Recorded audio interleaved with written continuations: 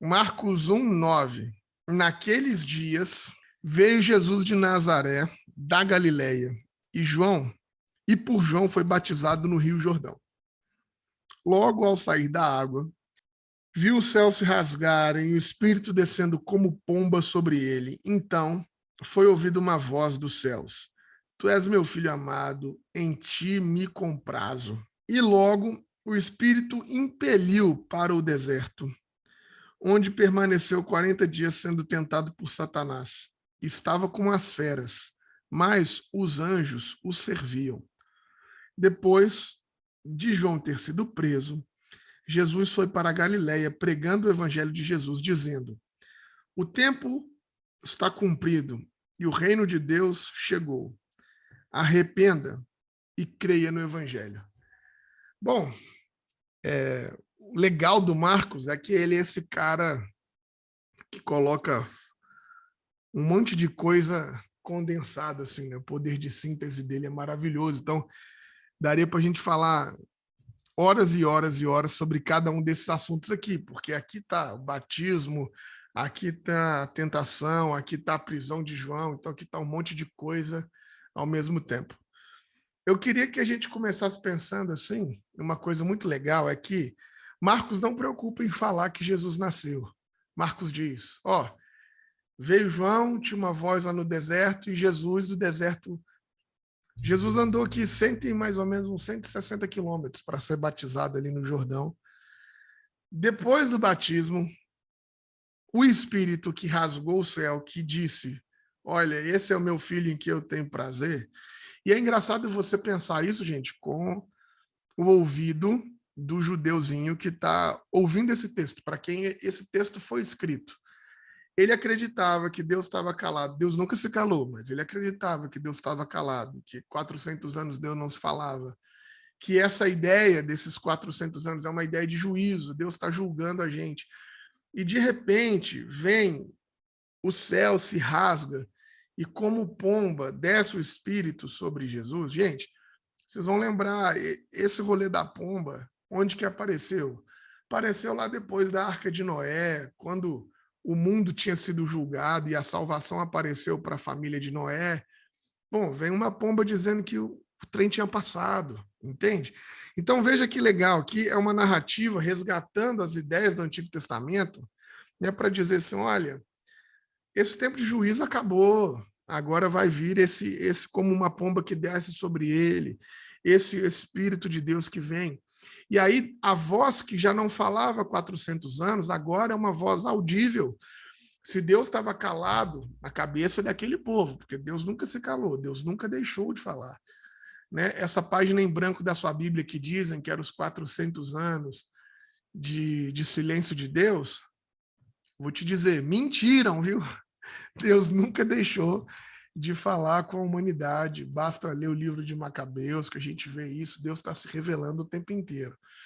Então, mas na cultura desse primeiro ouvinte, se antes Deus não falava, agora a voz de Deus rasga os céus e diz, esse é meu filho, do qual eu tenho prazer. E olha que coisa interessante, gente. Logo depois desse Espírito ter descido como pomba, proporcionando a salvação, de Deus então voltar a falar com o povo, esse mesmo Espírito o impele com força, o empurra. A palavra melhor traduzida é isso, com essa força, o joga para o deserto. E lá ele vai ser tentado. Ele permanece por 40 dias. Mais um resgate de uma cultura do Antigo Testamento. Os 40 anos no deserto, os 40 dias de jejum de Moisés. Né? Então, você vai percebendo que essa ideia desses 40, na verdade, é uma numerologia, são números, querem dizer durante toda uma vida, um tempo inteiro, muito tempo. 40 anos no deserto para esse povo ser livre, quer dizer, leva uma vida inteira para um caminho de libertação. O Espírito de Deus está compelindo, está empurrando Jesus para o mesmo deserto que passaram os profetas, para o mesmo deserto que passou o povo de Deus. O Espírito de Deus está empurrando Jesus para dizer que no processo de libertação ele vai ter que caminhar pelo mesmo caminho que O povo de Deus precisou de caminhar para ser liberto, para estar livre. E olha que interessante, passou lá por 40 dias sendo tentado por Satanás. É curioso que o livro de Marcos não vai dizer quais são as tentações, igual os outros evangelhos que vão falar sobre as tentações. Marcos não, porque para Marcos a tentação não é no deserto. Para Marcos a tentação é na vida, nesses 40 dias da vida. Jesus vai ser tentado como? Jesus vai ser tentado no último dia, no evangelho de Marcos, né? Quando os sacerdotes, quando os soldados falam para ele, se você é o Cristo, desce daí dessa cruz para a gente crer em você. Jesus vai ser tentado no contato com Pedro, quando Pedro diz, não, Senhor, você não precisa. Aí Jesus fala, para trás de mim, Satanás. Então, as tentações de Jesus no Evangelho de Marcos as tentações de Satanás estão no decorrer da vida, não é um fato isolado, né? Então, olha que coisa interessante. E aí, aqui diz, né? Estava sendo tentado por Satanás lá no deserto com as feras, com os escorpiões, com as coisas que poderiam causar dano, mas os anjos o serviam, né? Mas os anjos do Senhor estavam ali. E aí, olha que coisa interessante. Vou parar aqui, depois eu dou um pulo aqui para essa ideia de João, que esse é o caminho. Esse Espírito de Deus, então, que reconhece, que rasga o céu para dizer em voz audível, esse é o meu filho, que poderia, então, se apresentar para todas as pessoas e dizer, esse é meu filho amado, creiam nele. Esse Espírito de Deus não prefere o caminho do protagonismo, muito contrário, coloca Jesus no caminho do deserto, e logo depois, então, do deserto, que ele passa a ser tentado, que ele passa a ser confrontado durante esses 40 dias, é interessantíssimo, porque daí, então, após o deserto, ao ouvir que João tinha sido preso, Jesus sai do deserto e vai para Galileia. Ele não se esconde, ele não foge, ele vai para exatamente o lugar onde João tinha sido preso. E aí ele diz, gente, não dá mais. Não tem como mais segurar. O reino de Deus chegou. O tempo acabou, está cumprido. Chegou o reino de Deus. E aí, talvez, na sua tradução, está dizendo aí o reino de Deus está próximo, né? Arrependei-vos e crede no evangelho. E essa é uma tradução ruim, porque dá a ideia de que ainda é preciso arrepender, ainda é preciso fazer alguma coisa, ainda é preciso crer para que o reino de Deus se materialize. E não, o reino de Deus já chegou no momento em que esse Deus resolveu estar nos desertos da humanidade, está nas Galileias da humanidade, no momento em que esse Deus resolveu estar nos processos de libertação do povo, caminhando com ele no deserto, nas suas tentações, nos lugares das bestas feras, mas ali o servindo, o proporcionando caminhos de salvação, o proporcionando manás, né? Então, veja, às vezes a tradução, como o próprio nome diz, né, toda tradução, o tradutório vem de traidore, a tradução trai a gente. A tradução faz a gente pensar que o reino de Deus se materializa quando a gente arrepende, ou quando a gente crê, ou depende de nós ainda de alguma coisa. E Jesus está falando, não, expanda a sua consciência, pensa por outro lado, porque a conversão, na verdade, é isso, né? Pensa de outra forma.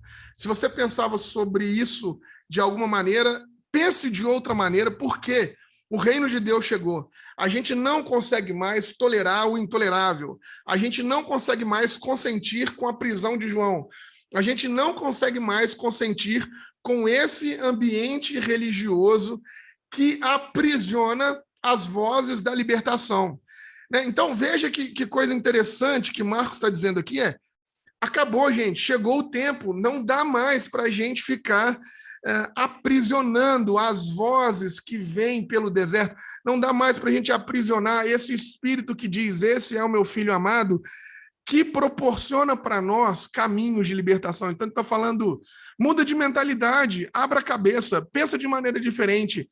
Esse ambiente religioso que acabou de prender João, né, não dá mais para tolerar isso. Por isso eu sou a Boa Nova, por isso eu sou o Evangelho, por isso eu sou o reino de Deus que se faz presente agora, se faz presente aqui.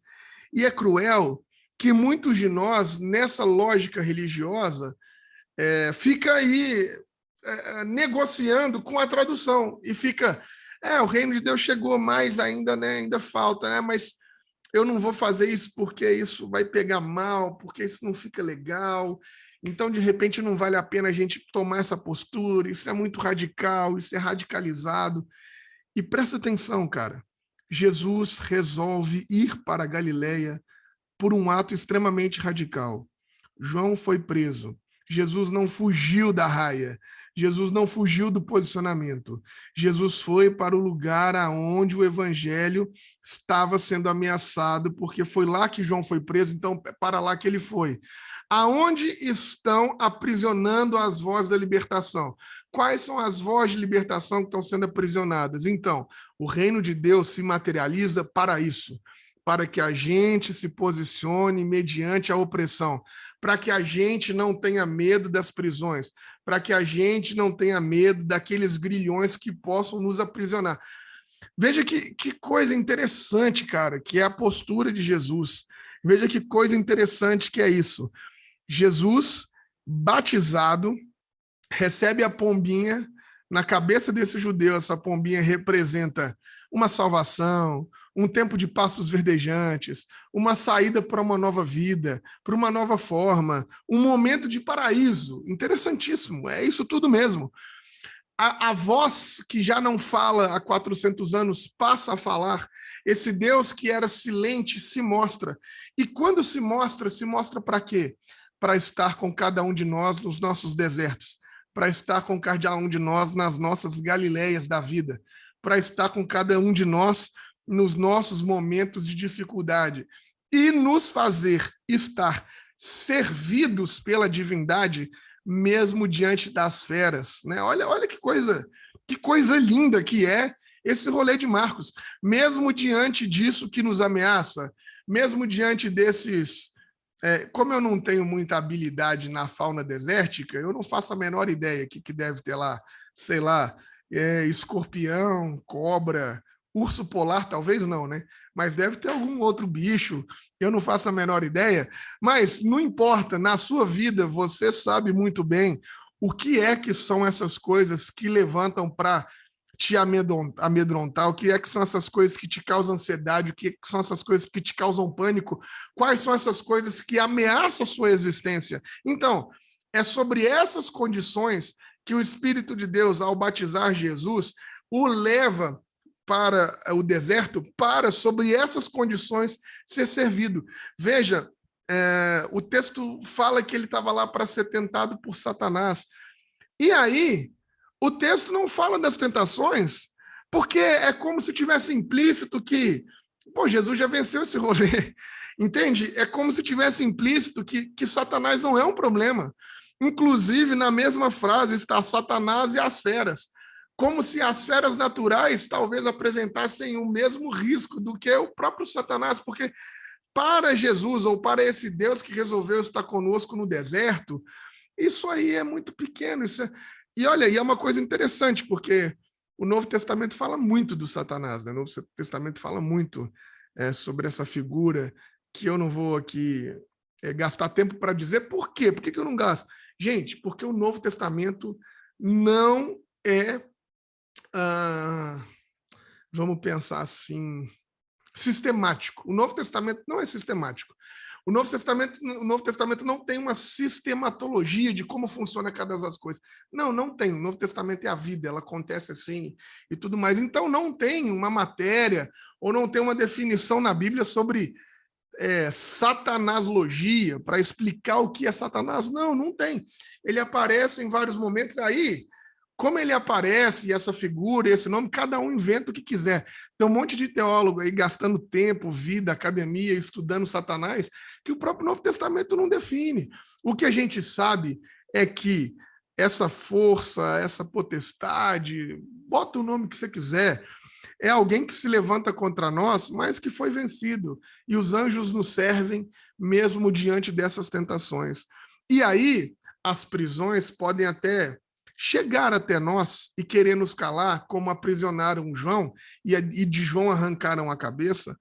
E aí Jesus diz, olha, eu sou o evangelho que estou chegando para dizer que esse tempo acabou.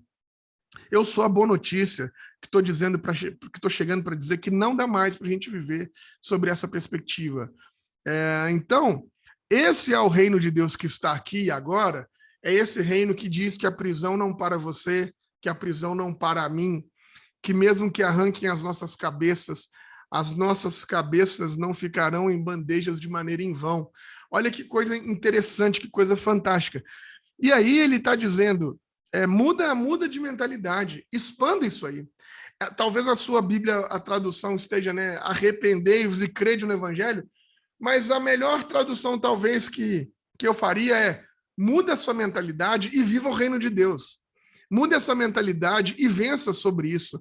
Mude essa mentalidade e pense sobre outra forma, porque essa forma de pensar que te aprisiona nos seus medos, nas suas feras, na sua Galileia, que é esse lugar sem recurso nenhum, esse lugar que foi feito pelos romanos como um campo, né, de exploração agrícola, que não tem trabalho, que o pessoal é escravizado. Então, muda de mentalidade sobre isso e viva o evangelho, porque esse tempo de deserto, de bestas, de coisa que te aprisiona, de coisa que te atrapalha, desse lugar onde você é escravizado, bom, isso acabou, mano. Não é mais assim.